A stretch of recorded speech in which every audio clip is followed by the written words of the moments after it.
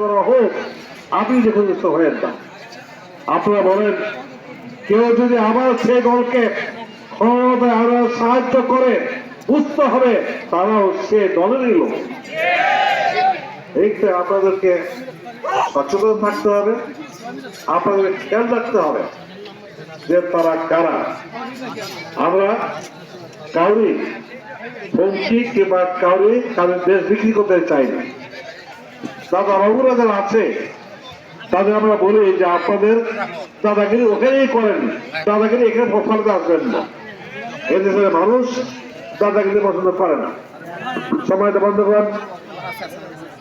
রোজা আমাদের জীবনকে সুন্দর করে, রোজা আমার চরিত্র পবিত্র করে, রোজা সব মানুষ তৈরি করে, রোজার মাধ্যমে সমাজ সুন্দর হয়।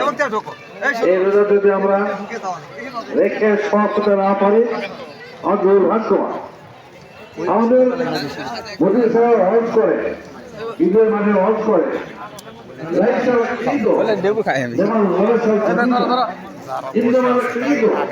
যেমন সাফাই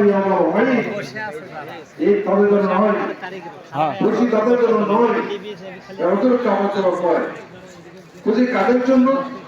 কিন্তু ঈদ যেমন সাফাই কালকে মহাশয় মা জানেন আল্লাহকে জবাব দিতে কিভাবে এই ভয় যারা আতঙ্কগ্রস্ত, ঈদ তাদের জন্য। ঈদের দিন বসান্ত অবস্থা আছে, জিজ্ঞাসা মমিন আর ঈদের দিয়ে কাঁদেন কেন? দেখো আজ ঈদ তাদের জন্য বুঝতে পারছে যে রোজা আল্লাহ কবুল করেছেন। আমি বুঝতে পারি না সময়টা বন্ধ কর। আপনার মেহরবানি করে ঈদ বানান, আমাদের কাজে লাগান ইনশাআল্লাহ। রমজানের রোজা এরপর আছে মাগফিরাত, তারপর নাজাত।